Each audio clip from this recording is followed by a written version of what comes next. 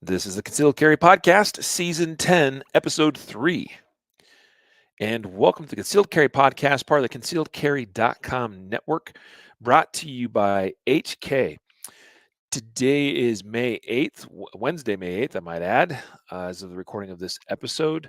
I am your host, Riley Bowman, and I'm joined today by a special guest. Super excited to have him on. I should have done this a while ago, but I'm an idiot and I don't always think about such things. So, because Tyler and I have known each other for several years now, and he's a dear friend, and looking forward to having him as part of the podcast today. So, welcome to the show, Tyler Tharp. Hello, sir. Thank you, man. It's been a long time coming. I sure appreciate you having me on. Absolutely. Yes. And Tyler, your company is Synergy Training Group. hmm So, want to make sure we recognize you for that. We're going to have you back here momentarily to get into our topic of the day, but let's get our sponsorships out of the way. Not that they're not important or anything, because they make it possible to do what we do. But first, Tyler, actually, you're going to be teaching at the 2024 Guardian Conference in September. So that's our first sponsor up today is the 2024 Guardian Conference. GuardianConference.com is the website. Tickets are still available. People ask me on a weekly basis, like, are we sold out yet? No, we're not sold out yet, but that could happen potentially, actually. So, we got signups coming in all the time, and we only have so much capacity. So, I wouldn't wait to get signed up for the 2024 Guardian Conference, September 20th to the 22nd of this year in Oklahoma City at Oklahoma City Gun Club. We're going to have a fantastic time over 3 days with world-class trainers, among those of which Tyler is included. So please check out guardianconference.com and consider joining us for a awesome, amazing weekend. I mean, this is the fourth year we've done it. So it's going to be a great time. Just gets better and more awesomer each year. So also along with that, the conference is made possible by our title sponsor of that event, which is CCW Safe. So we appreciate them. Check out ccwsafe.com for, in my opinion, the best self-defense legal coverage in the industry, with really legit, awesome, genuine people behind that company that back their members up, truly back their members up. They've proven it time and time again. If you want, and they're all experts and professionals in their field of whether it's legal analysis, breakdown, dealing with the aftermath of a violent encounter, a shooting, whatever.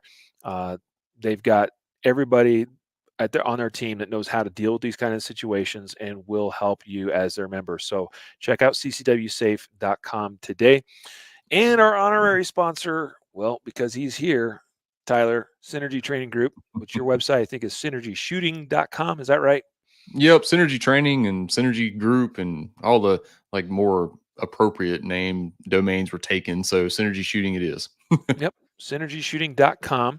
Please consider checking out Tyler for training, especially if you're in Mississippi or thereabouts. But I know you also take a few things on the road occasionally. Like hmm I know you got a class in North Carolina in August, hmm functional pistol in North Carolina, August 17th and 18th. So, folks, if you're in Mississippi, definitely Tyler is one of those instructors in that area. I'd recommend that you check out, but also be watching his calendar for classes elsewhere as well. Where's that class at in North Carolina? Sandy Ridge, Mr. Gill, Navarette. I can't pronounce his Narvaez last or name Narvaez? correctly. Yeah, Right. He's Hill. hosting. Yeah, cool. Yep, Fan- just got fresh off an LE class in Texas, so trying to grab some more of those private bookings as well and hosting opportunities and whatnot. But yeah, trying to take it more on the road. Awesome. Great. So check out Tyler, his company, and everything he has going on at synergyshooting.com. Speaking of which, Tyler, I'm going to have you introduce yourself to our hmm listeners, to our audience, maybe their first time being exposed to you. Um, as I mentioned earlier, you and I have known each other for several years now. You've trained with me, and also Yep. you've AI'd for me, or assisted instructed for me, which is Hmm. greatly appreciated. But I think we were both reminded of that fact earlier today when Memphis It's been a Beach year. reposted about, yeah, how a year ago Yeah. we were in Enville, Tennessee, which is Keith Enville. That's it. Tyler's, yeah, Hmm. Keith Tyler's place. Not to be, his last name's Tyler, not to be confused with you, but Keith Tyler, great instructor out of Enville, Tennessee, has a Yeah. beautiful private range of his own there. He hosted me for a class there, and you came and helped out. It was greatly appreciated. We had a great time over 2 days of doing my pistol intelligence class. So it was a good time. But Yep. Tyler, why don't you tell folks a bit about yourself? Sure. Yeah. So just the southern redneck kind of typical guy. I grew up on the Mississippi River, hunting and fishing with my grandpa. Both my folks are in law enforcement. I was an MP in the Army for an extremely short amount of time. Never did anything cool. So came out on that. Just kind of did life the best I knew how to do as a hard-headed 20-year-old that couldn't sit still. Right. And got so my dad actually died in the line of duty in '09, and a couple years later my mom became friends with a guy named Rodney May, who was been an instructor since the '90s. Like was teammates with Max Michelle on the OG Team Sig team and all that. Taught many alphabet soup agencies, mill contracts, third, seventh group, NSW stuff. So I mentored under him, or he was my mentor for since, let's see, 2012 till today. I still, run ideas by him and train with him when I get the chance and whatnot. He has kind of put the torch down, if you will. So I'm trying to do the best I can. I have since, let's see, 2016 ish, taken classes from various other people just to kind of get more perspective. I found myself being in a small box. I started seeing things that were different than what I was told. And as a 20-year-old, I was like, oh, no, you're wrong. And then, Mm. and then I eventually Right. realized that I was just being incredibly narrow minded and in a little box. So I wanted to start exploring things. And so ever since then, ever since I had that little aha of like, man, I really don't know crap. Like I've been really blessed to train under a really good dude for a long time, but that's just a very small field, very small specialty. I need to spread my wings and learn some more. Since then, like I said, I've taken some classes here and there, different names, different disciplines, things like nature. You were one of the very first three, I think, of outside training I've done as far as like outside of the state of Mississippi. We have a local training academy, a local people that I've trained with and done things with. But yeah, I took your pistol intelligence class 2 Februarys ago. So we're 2.5 years now, I think, and learned a lot. You said some things that really opened up my mind even more. Gave me a new way of looking at more things. Like you, I've dabbled in competition shooting. You have like a wealth of knowledge on competition shooting. I look at it a little differently, more as just kind of a way to proof my work and keep the skills sharp type of thing. Like I've never took it serious. I'll be honest with you, I can't think of a single match where I didn't have to RO or help coach someone. So I don't know if I've ever Yep. even shot a match just to shoot or compete. So, but Right. I enjoy it and all that. So that's what brings me here. I've done the teaching thing for a while. Hold a few instructor certifications. I am a big nerd on teaching. Believe it or not, I was a math tutor at the age of 14. Did that for quite some time. Did a little bit of saxophone tutoring as well. Not like high end stuff, just helping the people on the low end that just couldn't quite get it type of thing. But yeah, always had the teaching thing at heart, and this is where I'm at in life and trying to just keep pushing forward, keep learning, keep growing. Awesome. Awesome.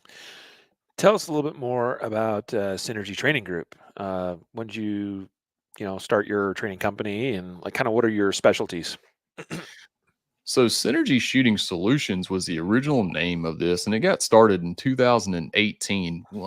I have a buddy named Wes Sutterfield, and he is uh, me to guns is like him to the medical world.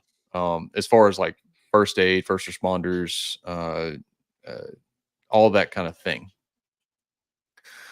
So he found me in 2017. He and his son took a defensive pistol class that I dreamed up and put on at a private place over in Vicksburg, the place that Rodney owns and teaches at. It's just a small little private place, great for what we do.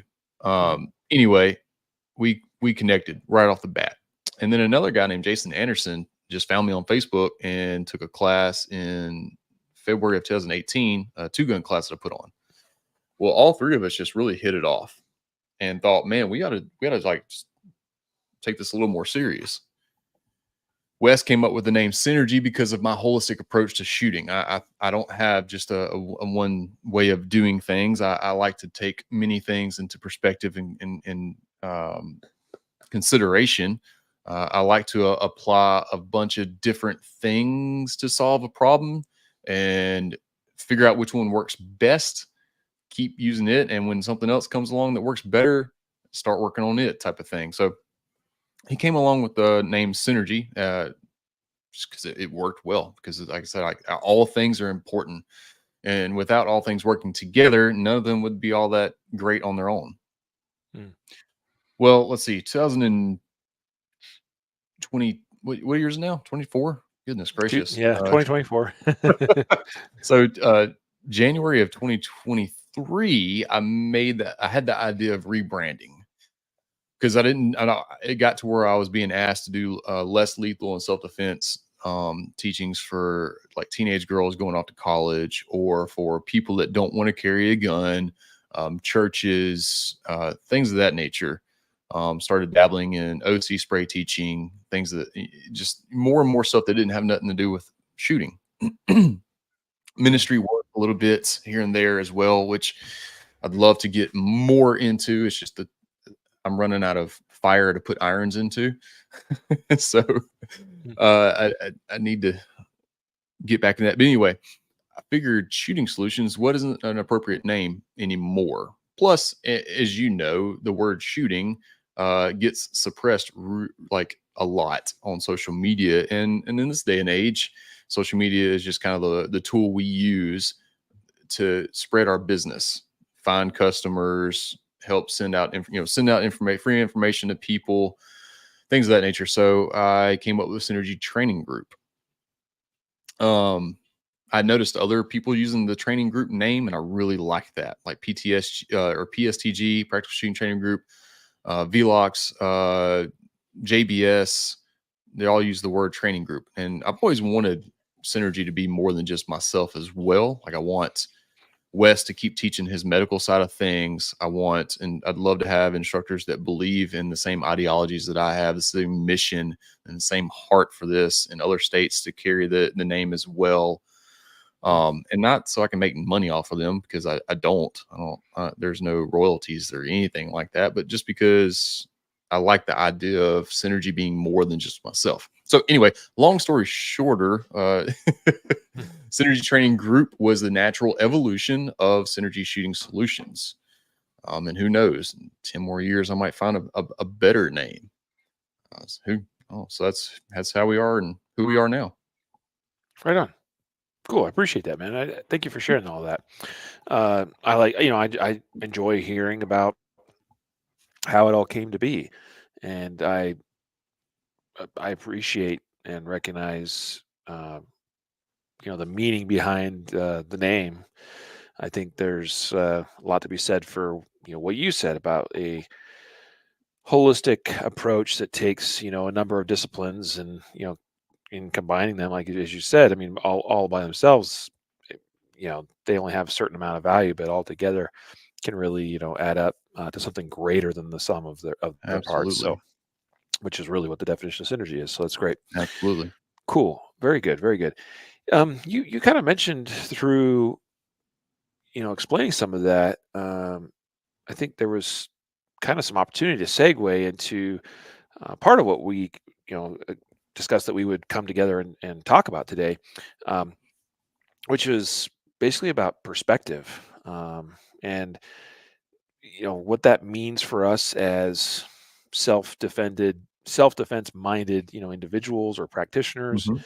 um, what it maybe means for us in terms of our decision making, how we go about our lives, our lifestyles, etc. There's actually a lot of different directions we can go there. Yep. But you specifically mentioned that that was something that you wanted to talk about today, and so I'm gonna just kind of throw it at you, open ended, and just kind of Mhm. like, what did you want to come here today to say about perspective? So I don't know if you saw or watched I think you did, the one of the very first videos I ever made on my YouTube channel, and that is Dear Firearms Instructors Be More Kind. Mm, And in it, I wrote on a little board perspective and a couple other things. For an instructor being a good instructor, they must have like contextually appropriate perspective. They need to have good people skills, and they need to be relevant. So relevant also it needs to be based in recent studies, recent advancements in what we do, because we're always evolving and changing. If you're not, you're stagnant, and stagnant is death. Like that's how we are. It's how the mm, good Lord created this world. Um, and one of the things that I've thought of a lot in probably the past year, especially since reading With Winning in Mind, uh, reading some other things, getting married, some big life changes, right. watching my grandpa unfortunately succumb to old age and be a man that I've never seen before, and just like some really big life changes have made me slow down and as much as I can, at least because I'm one of the most hyper people I know, but slow down as much as I could and think about how my perspective has really changed in the past 5 years, how that's different from the past decade, how that's different from that's when I was a teenager. So I'm only 34. Um, Mm. and I've Just a been baby. yeah, exactly. I'm like, man, what is my perspective going to be in the next decade? Surely it's going to change. I mean, I know myself. I know that I'm always hungry for the next like natural evolution of progress, and so I can serve my students, my people, and my wife as best as I can. So it's just always interesting to me. And then with all that introspective looking, I start to see the lack of that in other people. And I know we're not supposed to judge and things of that nature, but it's more of just kind of a data collection. Um, because I'm definitely not looking down on them. In fact, for my students and the people that I can directly help, I'm listening, I'm paying attention to it so that I can help them. For a very specific example, recently back in October, I think it was, I was teaching functional pistol in North Alabama, and there was a young rookie cop there. I think he was only 21. I can't remember the gentleman's name. Great, great guy, great man. I know we all want to call 21-year-olds kids, but like that's a man. He can sign his life away and buy alcohol. It's for all Mm, intents and purposes, he's a man. Anyway, so we were going through lunch of day one. We talk about mental management. Really, just an intro into it to kind of get them interested and wanting more so that they'll go read the book and hopefully sign up for someone's classes like Steve Anderson, something like that. But, I tell everyone to write down who they are and what their mantra is. And so their mantra needs to be conducive to having good positive impressions of the subconscious mind of who they want to be, the man or woman that they want to be. And he said something along the lines of never satisfied. mm, And so I knew what he meant, but I asked him, I was like, or I told him, I was like, man, I love where you're coming from. I love the eagerness. Can I help you reword that? He said, yes. And I said, all right, let me tell you why I want to reword this, because you're giving your mantra a negative connotation by saying you're never satisfied. And that's, again, we're trying to create positive impressions. So instead of never satisfied, let's say always hungry, because you'll be satisfied with the things you've learned and done and accomplished, and as you should be very proud of the positive things you've done and accomplished, but you'd always be hungry for more. Anyway, yeah. so uh, when I listen to people and notice that they lack perspective, it's in hopes that I can in some way have a positive impact on that for them. Because how feel free to jump in on this one. How easy is it for us to get so wound up in our day to day life and with our own little like-minded people in our relatively small box on this world that has however many billion people on it, and think that our way and our way of thinking and the way of thinking of our friends is the norm? Yeah. Well, I mean, you're exactly right. I mean, there's the thing that makes me think of is that, like, it's easy to just go along with what is considered to be the norm. It's easy to settle for where you are, what you know, what you're comfortable with. Yep. Um, like it's always easier to not push yourself, to not put in work, to not make yourself better today than you were yesterday, to not seek after more knowledge, because all those things require work and effort. And like by nature, um, we don't want to do that, right? So, Yep. and that definitely, like you see that reflected in people's perspective on things. Those that are content to just go with the flow, ride the wave, whatever, um, it, just ride the boat downstream, like are Just let it gonna, ride. yeah, are gonna have a very limited perspective on Yeah. whatever it is. Whether it's questions dealing with life, whether it's training, shooting, self defense, whatever, right? So yeah, like that's where I'm, just kind of listening to you as you shared your perspective, and with the question you asked, that's where my mind went, is that it's really easy just to not put in effort, Yeah. and in doing so, I mean, like we'll never discover that there's so much more out there available to us, both in terms of knowledge, Yeah. skill, whatever. um, yeah, so I don't know, what do you think to that? I love that graph, and I'm sure you've seen it. It's a little circle, and it has continuing outlining, overlapping circles that progress and get larger. And on the largest end, where the growth happens, your comfort level is the lowest. Hmm. So Yeah. it's so easy to stay in that first little bubble where our comfort is highest, and we're barely learning or doing anything in the terms of progression. And there's a time and place for that. All right, rest. We got to rest. So we need to Hmm. be in that little bubble every once in a while. Let the brain chill out, let the body heal, things of that nature. Yeah. But uh, for the most part, man, I don't mind being uncomfortable because I know I'm learning and I'm growing. What's wrong with that? And I tell you what, it keeps me from that perspective has kept me from being burnt out as well, because I'm not Yeah. just going downstream of the same river over and over and over again. I'm picking up my kayak and jumping to the next river. It's uncomfortable walking through the woods with a kayak on top of my head, I'm sure. Got to camp every so often, but at least I'm headed to a different river where I get to learn new things. Just a weird analogy I just Mhm. stole from you and your little river thing you said a minute ago, but but Right. it's I wish I I wish more people had it. But then at the same time, if they did, would coaches like me and you really have a profession in our coaching ways? Right. No, I mean, I think that's pretty obvious. That's a big reason to have a coach in whatever your chosen, whether it's, I mean, sports is usually where our mind goes when we think of like having a coach, and like, so that's a great analogy to use, because like what's the whole point of a coach? I mean, it's Guidance.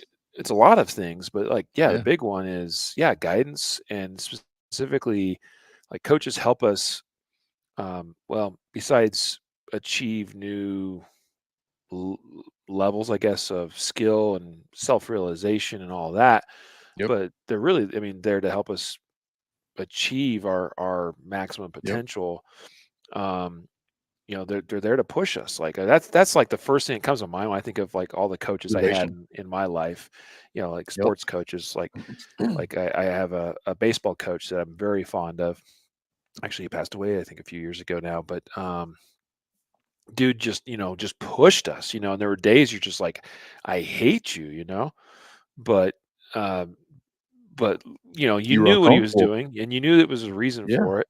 And looking back, especially later on, you're like, oh, thank goodness, that he pushed us the way he did, or we would Yep. never have gotten better, right? That's So right. that's a big reason for having a coach is yeah, like you said, make you uncomfortable, to push you to places that you maybe haven't been before, Mhm. because by yourself you're unsure. um, you're afraid maybe, or you just don't know how to get to that new place, and a coach can show you how. And yeah, it'll be uncomfortable and it'll be Mhm. difficult and it'll require effort on your part, but they'll help you, get there. And that's why, we a lot of times, like I actually had this conversation with actually a friend like a month or so ago. We were talking about, he doesn't live near me, he's in a different part of the country, which actually is there's some great training opportunities where he's at. And we were talking about some of those, and he's like, "Oh, that sounds really promising." And so he starts looking into that, and he's like, "Oh man, like that class is $550." He's like, "That's a lot of money," And I get that, because like this would be like his first legit, like formal, big time, like Mhm. multi day. It's a 2-day training course, which he's never done that before. So that's a perspective shift right there. Like, I've only just gone to the range and shot, or maybe I've taken a couple of those little 2 or 4 hour classes at the range that were like $100 or Yep. $125. Now to plop down $500+ for a 2-day class, and you also know that Yeah. that means you're firing 600, 700, 800, maybe 1,000 rounds, depending on the class in those 2 days. That Yep. also has a cost. You start adding that all up, and that sounds like a lot, and it is. That's a big investment It is, and that's in exactly the way to yourself. look at it. Is it's an investment, and you do wonder, like, am I going to get the value out of that investment that I Mhm. desire, that I need to get to make that worth it, to see an ROI on that? Yep. And obviously, there is a risk that in taking classes with certain instructors, you might not recoup that money. You might not get that return on investment. But that's why, we talk amongst ourselves. I mean, like I'm always trying to promote and share other instructors and quality instructors. Like go train with Tim Herron and Scott Jedlinski, Tyler Tharp. Go train with these guys, Yeah. because these are people I Yeah. know, people I've also trained with, or I've seen the way they operate and the way they do things on a range, and I have confidence you're going to see a return on investment, an ROI Yep. on doing that. So that was kind of the conversation I had with this friend of mine. Is like, I know it's a lot, but there's a couple opportunities there, and I think they're worthwhile, and you're going to achieve more in those 2 days doing that and spending that money than you'd probably get in, maybe not ever, Yeah. trying to do things on your own. I mean, some people are Mhm. are able to figure stuff out and really do well in that regard, but not everybody is. And even then, it's not a guarantee. Right. So I've always felt like, I've trained now with, I mean, a lot of really great instructors over the years, and I there's a couple of classes that maybe weren't like, as I think back, like, oh, that one's not my favorite. However, I've been fortunate in that I can't say there's been any single one class I've taken that it was not worth it, that I did not extract value from it, that did not Mhm. make me better, smarter, faster, whatever, as a person, as a shooter, or whatever discipline it was in. And so, um, I don't regret anything I've ever done as far as the training I've attended. Yeah, I definitely don't regret any of it. And even at someone that shoots at our level, I think my error rate is larger than yours, but on general numbers, me and you are about a 8 to 10% difference. You're an 8 to 10% better shooter than I am, which is a low amount. But my return of income on your 2-day pistol intelligence class, I mean, I still think about it and I still go over it in my head. I can still recall how cold it was. I can still recall. It was Um, cold. I can even remember the feeling I had during taking your standards and waiting my turn to shoot, and how nervous I was, and how um, that tension was just constantly building up. And I remember, like, I even remember stepping back offline and like squatting down and praying and just trying to like calm myself. Like I can still remember all those things. Hmm. Uh, we're we're what, a year and a half later on that. Still Hmm. remember you telling me like, look, man, just do the thing. Hmm. Like Yoda says, do or do not. There is no try. Like I'll never Hmm. forget that. So Hmm. my, it's hard. It's really hard to put into words that'll make people believe how valuable that investment is on yourself, because they Yeah. think that they're just paying all this money for a 2-day class and that they're just going to have that 2 days. And I'm sad to say that there are some classes out there where, man, you probably ain't going to get it, and it's only going to be okay for you for them 2 days, and a few weeks later you're like, ah. But for high impact coaching classes like what we're putting out, there's a good handful of good shooting coaches out there. Brian Hill, Tim Herron, name just a couple.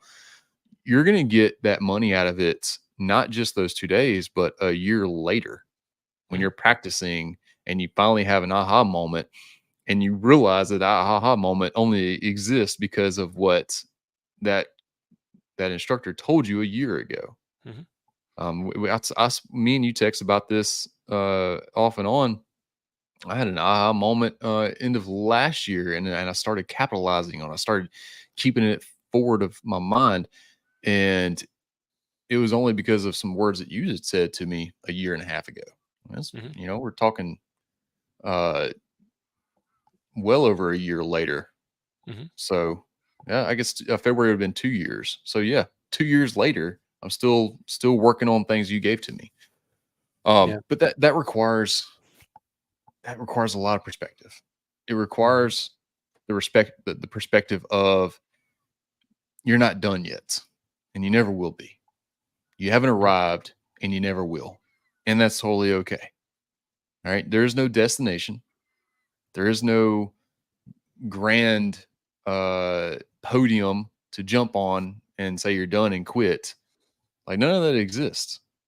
The only thing that does exist is a beautiful journey that is life that God gave to you, and you better live it to the best of your ability until He calls you home. And that's what we need to fully embrace. Every goal that you meet is just simply a milestone, not a destination. Hmm. Thank you for that. Like, be thankful for reaching that milestone, that goal. Look, put your sights on the next one, man. Keep on working. Keep enjoying that journey. Keep enjoying the work and the Hmm. process and all those things that I wish I could have told myself a decade ago. Because, Right. man, oh man, did I think I had it all figured out and that I had arrived to certain things or whatever in my 20s. A Yeah. lot, and I say I try to say this first before I start diving off into, like, quote unquote life lessons, because I know some people are looking at me as a 34-year-old dude trying to give life lessons. Like, oh, what do you know? Like, I get it. Hmm. I see where you're coming from. I understand. The things that I do say are going to be coming from a super critical overlook of my own past and the things that I have done. I don't speak from being the king of Mount Perfection. I speak from a dude that has tripped and fallen and stumbled along a very long journey, but has just been super blessed with a very introspective way of viewing all of that and being able to deliver it in a decent lesson to people I feel will listen. Mhm. Wow, Awesome. that Yeah. was I didn't know that's where that was Yeah. going, but that's where it went. Mhm. Well, so let's kind of change up gears just a little bit. I mean, we're going to Hmm. keep with this topic of. I mean, the title of today's episode is "How Your Perspective May Be Holding You Back." Hmm. I'd like to tackle now some more practical angles of some Yeah, specific examples, even perhaps that I think folks can relate to. And you got actually tons of mentioned one specifically to me in our pre-show prep them. when you talked about. Well, so let me throw this at you. Hmm. All right, so to folks, this is the Concealed Carry podcast after all. So, Yeah. presumably, if you're listening, hopefully, you practice the lifestyle, if you will, of carrying concealed.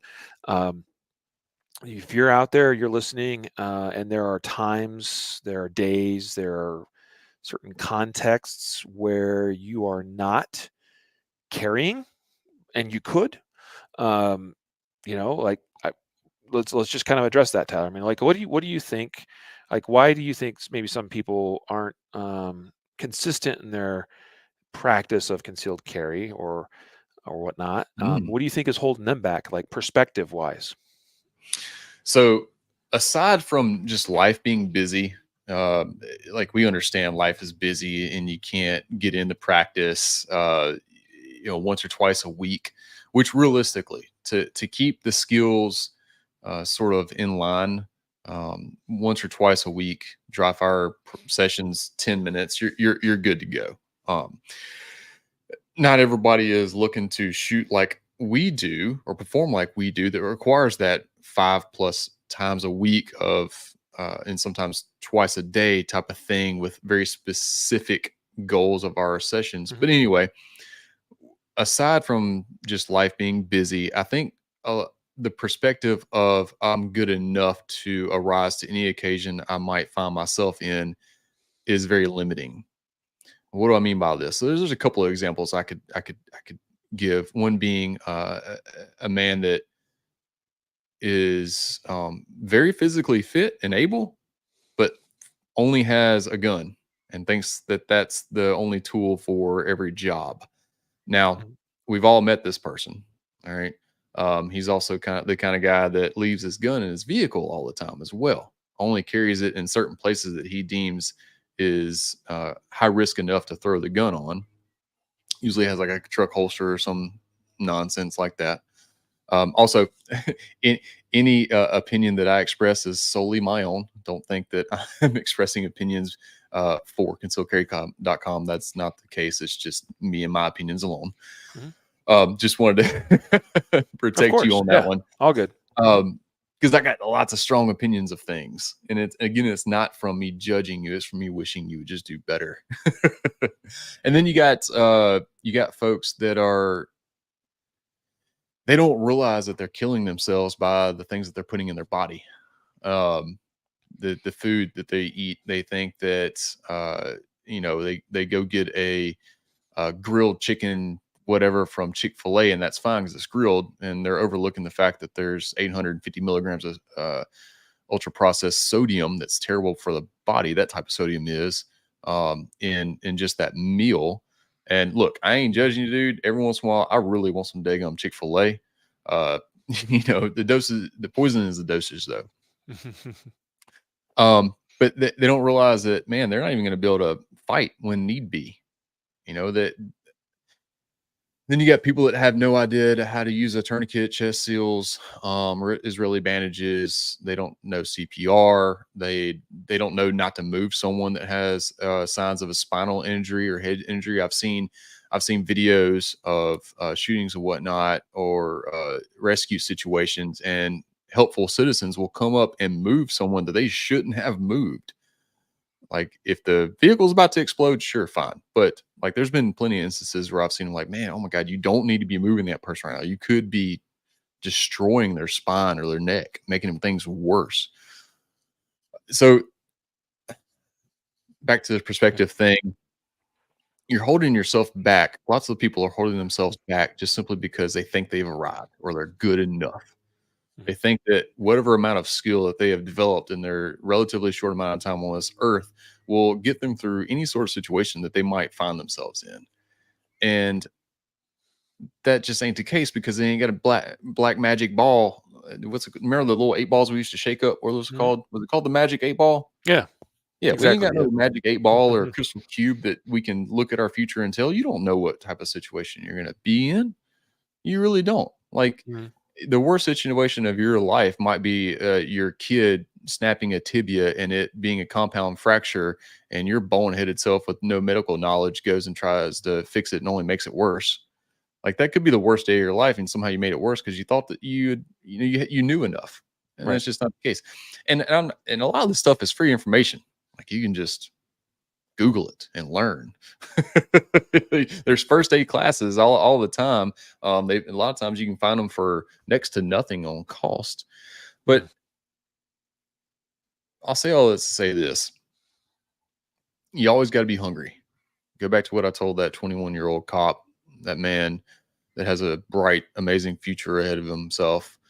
You always got to be hungry to be the best version of yourself that you can possibly be, because you don't just owe it to yourself. You owe it to your wife, your husband, your kids, you name it, your boss. Like I see people that half-ass. I'm sorry, don't trying to curse. Half butting their job. I'm like, your boss is paying you a very fair wage. Hopefully, right? Well, if they're not, then Mhm. whatever. But if they're paying you a very fair wage, they expect you to like be doing your job to the best of your ability and learning and trying to generate them revenue as well. And people lack that type of perspective, and then they wonder why they never get ahead, or they never get a raise, or they have to fight for days off and things like that. I'm like, well, have you really put in what's required? Like, would you have given yourself that? Um, but going back to what we said earlier, it's just so easy to put ourselves in this complacent box. And I love what Tim Herron says. He's got a shirt that says, "I don't speak complacency." Mhm. I, Yeah. I I love that shirt so much. And that's just the end user. There's instructors out there that have made money teaching something the same thing for 10 years, and it changed and evolved, and it's almost irrelevant, but they will double down and fight you tooth and nail on their one way being a thing. Um, for example, I commented on a YouTube channel the other day because I was just feeling frisky. And it was this dude talking about why he doesn't teach speed reloads to private citizens, because dumping your ammo on the ground preemptively is silly. You might need that ammo. And I was like, when's the last time have you seen a defensive gun used for a private citizen needing a reload? Also, your quote unquote Mhm. speed reload just took you 8 seconds. So it wasn't even a speed reload. I don't understand. And then Right. I was like, context is critical and conjecture is dangerous. That's the thing I had to write down earlier, because I was like, man, and it just came to my mind in that little conversation piece or Mhm. comment, whatever you want to call it. And I was like, man, that's good. I need to remember that. Mhm. I'll make a Mhm. shirt or something. Right. But yeah, context is critical. It, Yeah. it it can literally make or break you. Um, Case in point, what if you let's move it to martial arts with limited information and knowledge I have about it and experience. It's very little, but what if you go rear naked chokehold someone and you don't verify they don't have some pokey sticky on them or in their hands, and you just got a 4-inch blade in your femoral artery? Mm. Oh, but I know this cool rear naked choke move that ends a lot of some fights. Yeah, Yep. I'm sure you do. That's you didn't do a very good job of reading the situation and whatnot. And Right. we could what if every situation to death. Um, who said that your actions should be like water, very fluid and ever changing? Was that Jet Li? I was thinking Bruce Lee, it sounds Bruce but Lee. That's it. Yep. Jeet Kune Do. yeah. That was kind of the motto for Jeet Kune Do. Um, Yeah, it just it boils down to there's really no such thing as speaking in uh what's the word I'm looking for? Not ultimatums. When you speak absolutes, Oh, yeah. there are no absolutes in life, Mhm. really not. Other than the fact that you're going to pay taxes and die. Mhm. That's really the only absolutes. And no matter what you wake up to tomorrow, you're either going to be ready for it or not. And that's going to be defined by what you did today, yesterday, and days prior. And if you find yourself waking up and not ready for something, I hate to tell you, but most of the time it's your own fault. Yeah. Yeah. I was just, I had to look it up. I'm pretty sure that was Bruce Lee. I know he has a Yeah. quote that says, "Be like water." Be like There's water. more to it than that, but um, yeah, like this is really interesting. Be like flowing water. Life is Flowing water. perpetual movement. There is nothing Hmm. fixed. It's kind of interesting. Yeah. Not talking about so much about movement, but just like um, more of a more like a mental piece. But Yes. anyway, yeah, dude. Uh, so all right, you brought up so again, I want to try to come at like specific examples, like how can people overcome, like what would be some advice that you would give somebody if like let's just say Hmm. like this would be one thing that comes to mind. If I can be dressed a specific way, then like I have no problem carrying, but maybe Hmm. I don't dress that way all the time. Like maybe there's times where I want to dress down a little bit, or like wear I don't know, shorts, like shorts and a light t-shirt or something. And if I'm normally wearing jeans and like a bigger shirt or something, I'll carry, but when I dress like I'm going to the beach, I won't. Like Yeah. like that kind of context, like someone's in that Yep. sort of, like what would you say to somebody that's like, yeah, I carry, but I only carry when I'm convenient? What would be some advice you'd give them? I hope your risk analysis is well thought out, Hmm. because as long as it is, rock on, man. Because that means you're making the best decision for you and your loved ones. Because it's not just your life you're protecting; it's your wife's, your kid's dad, and your wife's husband. Hmm. The innocent life of someone else, so on and so forth. Remember, you don't get to pick the issue. The issue picks you. Yeah. Um, so I would say this: look, man, as long as your risk analysis is on point and well thought out, and you are equipping yourself appropriately for that context. Remember, 'cause Hmm. context is critical. Hmm. Conjecture is dangerous. Hmm. As long as you're equipping yourself appropriately, then rock on. Look, I've said this before. I'll say it again. Just because you don't want to carry a gun doesn't mean you don't deserve the right to self defense. There are many other Right. tools you can use, whether it be a pocket knife, palm pepper spray, learning martial arts, running, screaming. Like it, there are so many different options that you can do. And again, your right to self defense isn't defined by whether or not you can or can't or won't or don't want to carry a gun. Hmm. Um, I like the classes I teach on the intro to self defense and awareness for these teenagers. They can't carry a gun. They can, in our state, they can carry OC spray, Right. and I can tell them that it would be foolish of them to try to go toe to toe with someone like me. That their best avenue would be just to break the hold as best as you can, pepper spray and run. Like Hmm. that's going to be the best option. But Hmm. that's exactly what I would say. Your risk analysis has to be on point, and if it isn't, I'd be more than happy to go over like the what ifs, because Hmm. we can figure out every scenario known to man and Hmm. sit here and just throw the brain train down the track and what if it to death. But yeah, risk analysis has to be a thing. Yeah. Yeah. You reminded me of something that just happened today, actually, local to me and my family. Just like you kind of referenced the whole idea, like we don't get to really pick the time, the day, the circumstances of the fight if we're going to find Hmm. ourselves in one.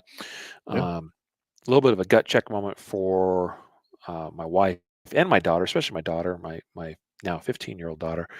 Uh, she had an orthodontist appointment today. Our orthodontist is not too far from the Walmart that's nearest to us, and there was just a carjacking at that Walmart today. Mm. Something, yeah. Apparently it originated in the store. The individual made his way out to the parking lot, carjacked a lady of her vehicle, led police on a chase about a mile or so. They sound like they did maybe almost like a pit maneuver or something on him. He comes out of the vehicle and they shoot him because he had a gun in his hand. Um, yeah, it just happened a few hours ago. and it happened within probably an hour after my wife and daughter came back from the orthodontist appointment. Yeah. And so, like, they hear about it, and then, like, they got word via the news or whatever, and my daughter's kinda like, "What the heck?" Like, that we were, like, in that vicinity very close to the time that happened. I'm like, "Yeah, this is why we have to, be vigilant and alert and Mhm. aware, and all these things." And I think it was just sort of like point, received. Like, I get it now. It's like this is why you, Dad, are prepared all the time, or at least I try to be, right? Yep. So that's that's a part of, I mean, like, I can go about every day of my life and be like, well, my risk of getting into such and such situation today is really quite low. It Um, is. and it truly is, exactly. It's like it's super easy to use that as justification. Like, well, I'm just not going to carry today because honestly, like, what are the odds it's going to be today? Well, yeah, what are the odds? But then Yeah. next thing you know, like, today's the day.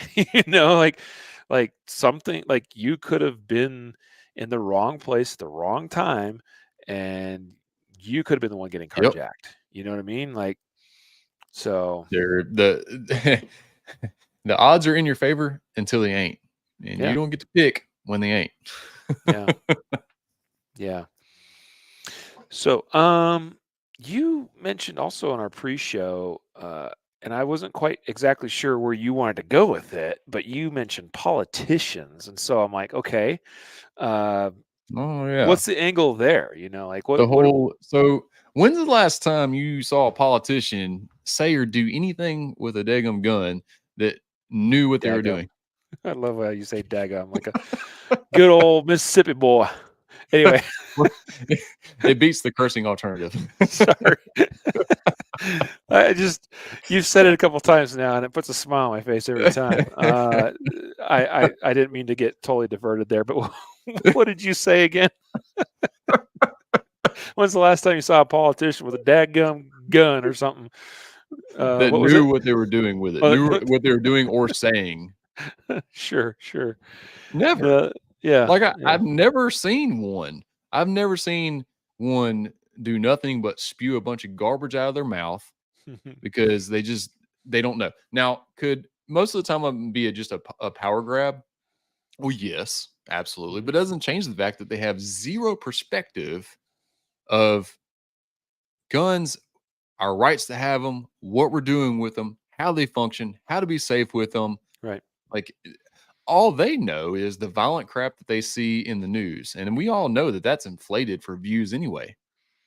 right, So the lack of perspective, the lack of contextually appropriate perspective uh, of politicians is absolutely how we've gotten to where we are now with the limited rights that we have, and how it's only going to get worse mhm, because there's no one changing them, and they're definitely not going to listen. I don't know of any politician I could go help change. I don't even know how I would go about doing it. I'd love to go sit down with them and somehow figure out a politically correct way of telling them they're all idiots and don't know what they're doing. Like, that would take, man, that would take a lot of energy and time to figure out how to do. mhm. I'd probably leave more irritated than anything Sure, because sure. politicians are just professional arguers, realistically. Um, but yeah, like their lack of perspective is why we have so many limitations on our Second Amendment rights, and why we're going to continue to have more and more and more of them Yeah. I mean, we're dealing with that right now in real time here in right now. Colorado, with a number of bills.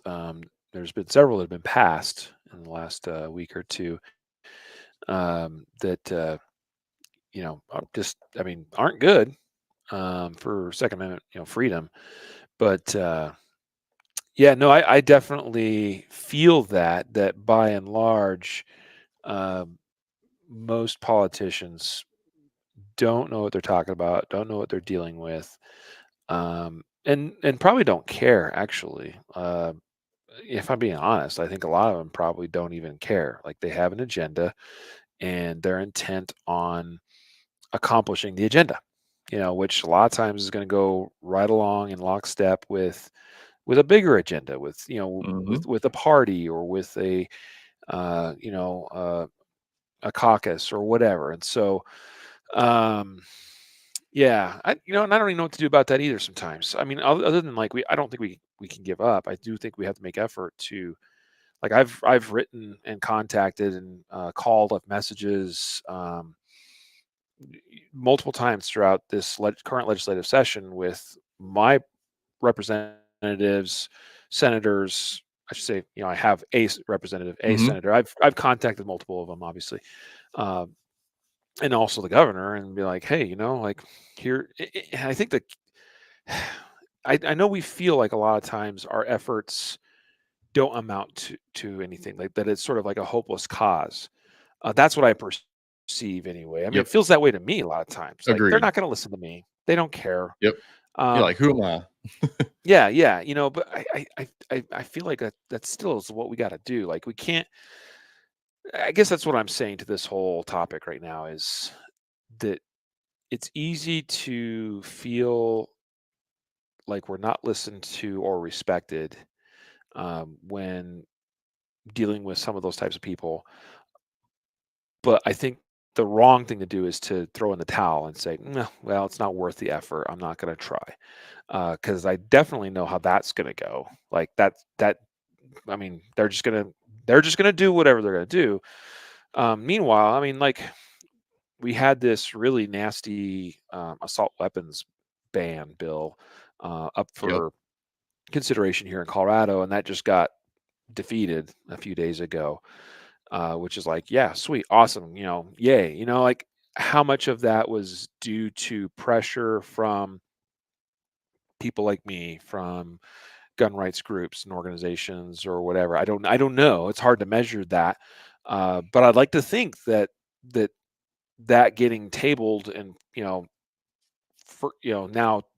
forgotten about, uh, as far as their legislative agenda, like, is at least in part to hearing some of us, right? Yeah. Um, so anyway, it's hard. It's a hard thing, but I think it's what we have to do, and I think that's what responsible people do. Is, even when in the face of what appears to be a losing battle at times, and I say that from, like, our perspective in Colorado is very different than probably like what your perspective in Mississippi would be, legislatively speaking. Like, the makeup of our governments is very different. We're Yeah. very much, I mean, it's a very blue state now in Colorado, Yep. with elected leaders that are very much vocally in support of gun control.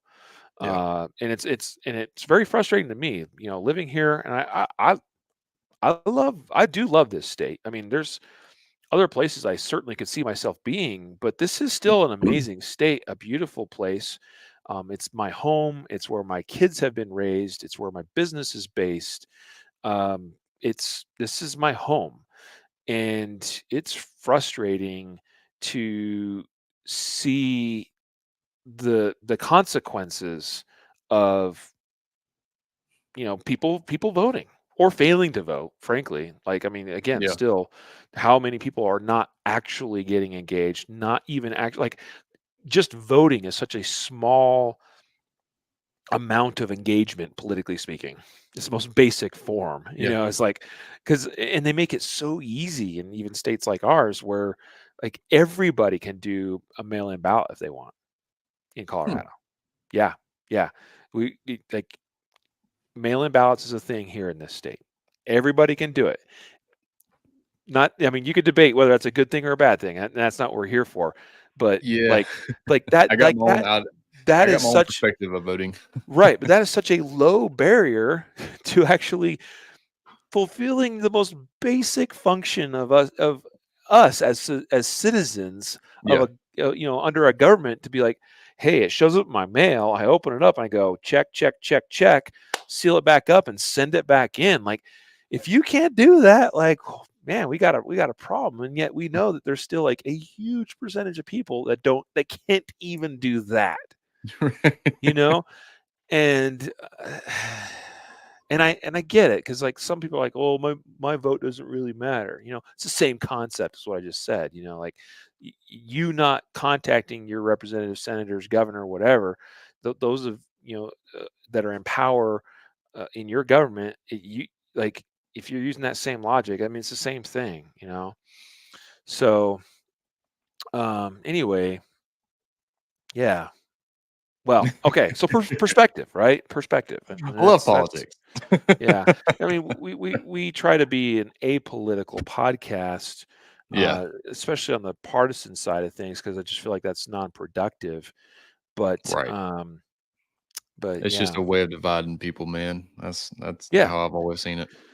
yeah. I mean, I'd rather be a unifier than a divider for sure. Yep, And I mean, I 100%. know we have listeners and viewers of the podcast that are registered Democrats. And I Yeah, know that to all of you registered Republicans that you're like, what the heck? How can you be a Democrat and still be pro gun? And it's like, I know people that fall in that category very yeah. much so. And that's I know okay. Republicans that feel like we don't have enough limitations on our Second Amendment rights. Agreed 100%. And so what we've always chosen to focus on the most on the podcast is, are you on the side of the Second Amendment or not? And if you Yeah, are, like truly are, then I couldn't care. I couldn't care yeah. less what party you are. Like we are friends if you tell me that you fully believe in, support, uh, and will die, behind the Second Mm. Amendment. So I anyway, mean, I don't just I mean, I literally have the beginning of the Constitution tattooed on my arm for very much that reason. I believe in the Constitution. I don't believe in our politicians running this country because that right? putting faith in man just doesn't really go that well. We've seen that all throughout our history. Uh, but I believe in the basis of what this country was founded on. That's Yeah, our just freedom, plain and simple freedom. yeah, Do yeah, whatever you want, so long as yeah. it doesn't hurt someone else. Yep, 100%. I like that. Um, okay, cool perspectives.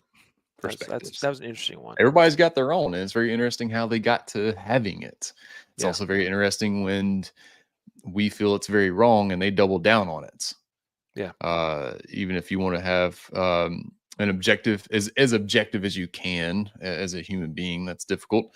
As objective as you can, um, opinion of that perspective and tell them they're wrong. I mean, their perspective is their truth. They've gotten to yeah, that perspective through whatever life circumstances have gotten them there. yeah. Some people have their own perspective from uh there are certain perspectives we'll never be able to understand. Uh Case in point, I will never be able to understand the perspective of a recovered drug abuser or something like that because that's just not something Sure. I've ever experienced. I could Right. sympathize and empathize. Sure, yeah. And have good conversation. But for me to say that their perspective is wrong based on something that they lived would be incredibly wrong. Just because I don't share that same perspective doesn't make either one of us wrong, but it's still our own truth, which begs the question, is subjective truth actually truth? Mm, sure. Yeah. I mean, what is truth, right? Yeah. It's That like, could, the yeah. sky is only blue because of the way that our eyes receive light waves and the way that our brain takes on that information. Mhm. Is it actually blue? I'm sure Right. colorblind people would argue with you. I'm sure animals, if they could speak to us, would argue because they'd see their eyes receive light spectrums. But everybody's like, oh, Mhm. the sky is objectively blue. What is blue? Ooh, what is the. Yeah, I mean, like, no, this is, I mean, but that's what, at least in part, what we came here to talk about. Like, perspective Interesting. yeah, and perspective is an individual's truth. I mean, that's basically what you said. Um, doesn't mean it's always right. Doesn't mean it's always right. It doesn't necessarily mean it's wrong either, at times Yeah. too.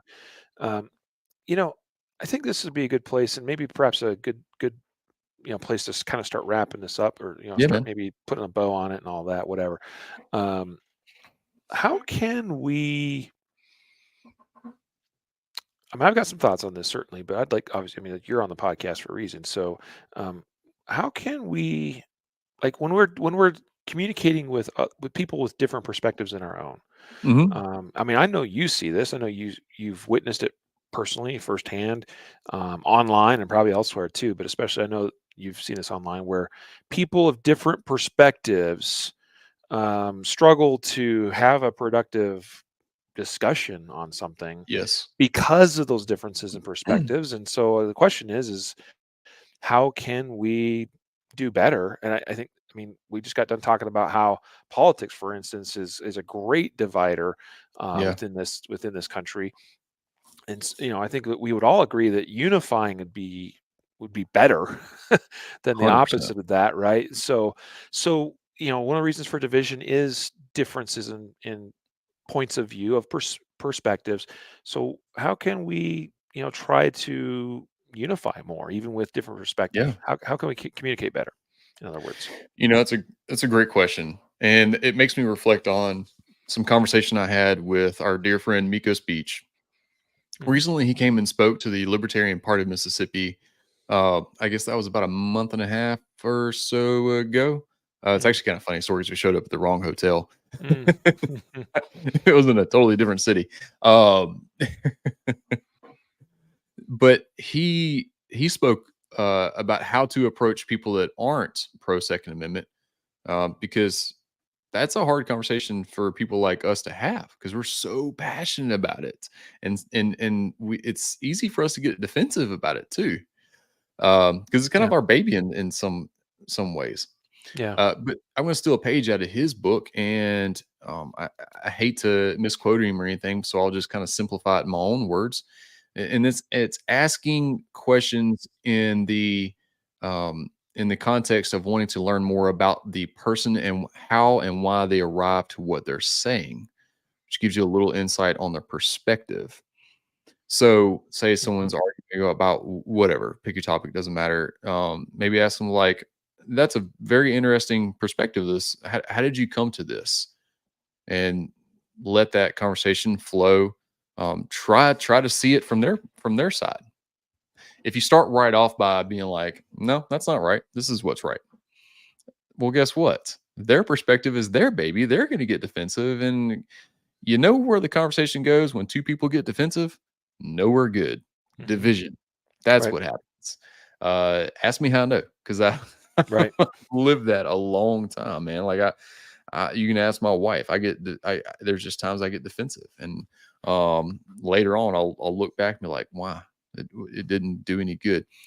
But uh, try to put yourself in their shoes, all right, and ask them questions that will hopefully open them up to receiving your perspective. But you gotta make sure that, or at least you gotta attempt to make sure that they know that you truly care about them as a person, and that how they've arrived to that, what they truly believe to be factual.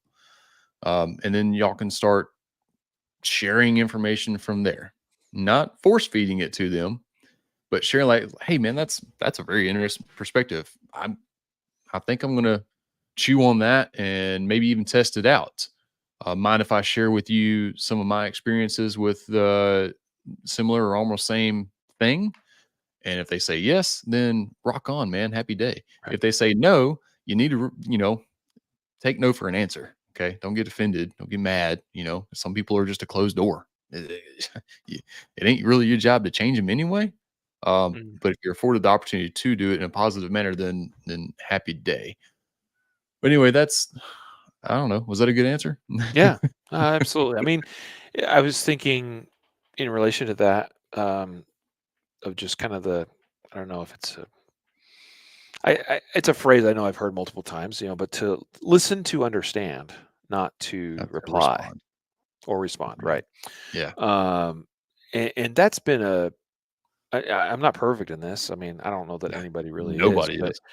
um, but this is a principle that I've gotten a lot out of, personally speaking, throughout my life, as it's been something I've worked on, which is, I mean, when you're asking questions, which asking questions is a part of communication, of trying to understand, other people and where they're coming from, um, to ask questions in a way that, I mean, genuinely, like for your sake, so that you can understand what they're trying to share with you, but Hmm. also asking questions in a way that shows to the other person that you're interested in understanding.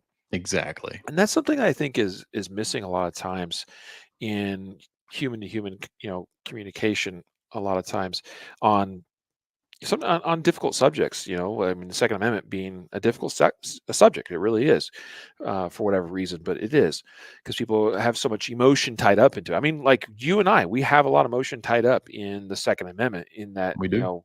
like we love it, we support it, we will, die for it. Kind of, like that's a lot of emotion.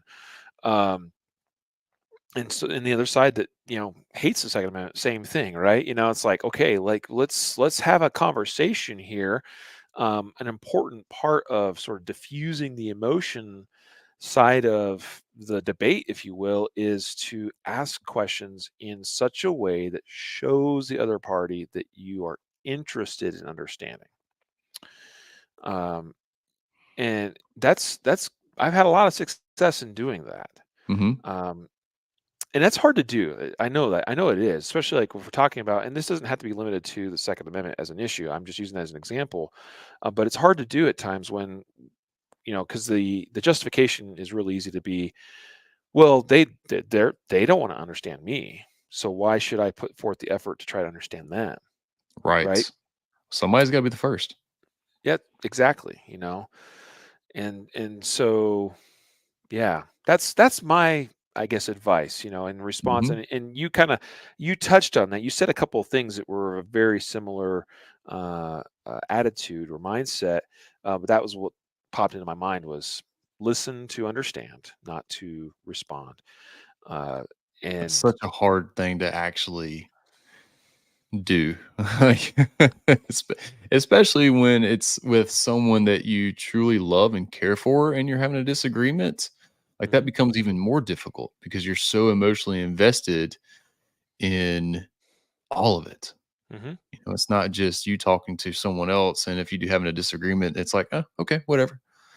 Like, no, hmm when it's with someone you truly love and deeply care for, like, man, like, hmm you almost have to agree on good terms at the end, and this the thought of not doing that makes you scared, and you get defensive from that, and maybe that's not actually the case that you think in your head, but I'm telling you right now, if you thought back with any major argument that you had with a loved one, um, if you really looked at it and diagnosed it, it would boil down to one of you being scared, like scared of the other person not loving you because of the disagreements, or scared of not being understood, or scared of not being loved the way you feel like you should be loved, or respected, or anything like that. It really boils down to a fear of a certain outcome, hmm and that just makes the argument that much harder. hmm Yeah, I agree with that. I do. Wise thoughts, my friend. I appreciate this conversation with you today and for coming on the Likewise, podcast. I really do. likewise, Um, we could certainly do it again sometime if you'd like to. would love to, Um, love to. Speaking of things we've done together, I failed to mention this earlier in the episode, but folks, if you haven't checked out the concealedcarry.com YouTube channel in a while, you'll see some content on there from Tyler. So, Hmm.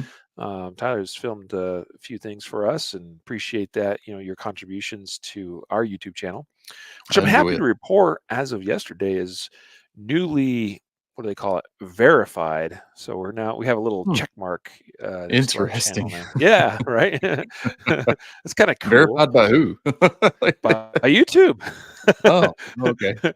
No, like it's actually a process. Just Oh, we goodness. Yeah, we I'm so glad managed we have to. an app to tell us that we are who we say we are. Right, right. So anyway, on the newly verified concealedcarry.com YouTube channel, go check it out. Subscribe, turn on the notification bell, all the usual stuff, and check out Tyler's content and other content from our team there. Um, Again, Tyler, you know we promoted you earlier in the show as far as Mhm. Yeah. synergyshooting.com and your company Synergy Trading Group. But what are some other things you'd like to leave folks with, or places they can connect with you, social media, whatever? Yeah, just the Synergy Training Group across all the social media stuff. I say across them all: YouTube, Facebook, Twitter, or Instagram's the only thing I do. Website for class booking requests, private hostings, things like that. Looking for a host, and if you're a host, you get your spot comps type of thing. Come to the Guardian conference, man. Hmm. Let's do the fun stuff at the Guardian. I'll be teaching 2 different rifle classes at the Guardian. Would love to see you there. If you're listening to the podcast, just swing by, say hello, shake the hand, take the class if you like, all that fun stuff. Yeah, excellent, perfect, awesome. Well, folks, a reminder of our episode sponsors today, which we just touched on, is the Guardian Conference, 2024 Guardian Conference, guardianconference.com. So go check that out. Check out, the event details there. Get signed up today. I would not wait, because we could fill up any time. Just to be, if I'm being honest with you, this will be the largest attended Guardian Conference yet, which we're excited about. Secondly, CCW Safe, title sponsor of the Guardian Conference and also a sponsor of this podcast. Check them out, ccwsafe.com. And yeah, I think that's the sponsors. So, Tyler, thank you for doing this with me, my friend. Man, the honor is mine. I've always enjoyed hanging out with you. Yeah, man, absolutely. Well, folks, until next time, a reminder to train right, train often, and train safe so you can fight hard, fight fast, and fight true. Take care.